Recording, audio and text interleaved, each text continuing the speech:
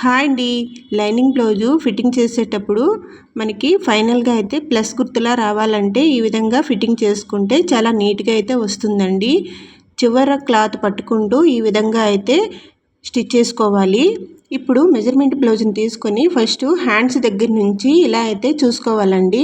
Hands దగ్గర ఇలా stitch చేసేటప్పుడు షోల్డర్ దగ్గర నుంచి కరెక్ట్గా హ్యాండ్ పొడవు కరెక్ట్గా ఉందా లేదని ఇలా చూసుకుంటూ సమంగా ఉంటే ఇలా అయితే హ్యాండ్స్ ఫిట్టింగ్ దగ్గర నుంచి ఇలా స్టిచ్ చేసుకుంటూ ఆర్మోల్ దగ్గర జాయింట్ క్లాత్ హ్యాండ్ వైపుకి పెట్టి మరో స్టిచ్ అనేది వేసుకుంటూ ఉక్స్ పట్టీ నుంచి ఉక్స్ పట్టీకి చూసుకోవాలి.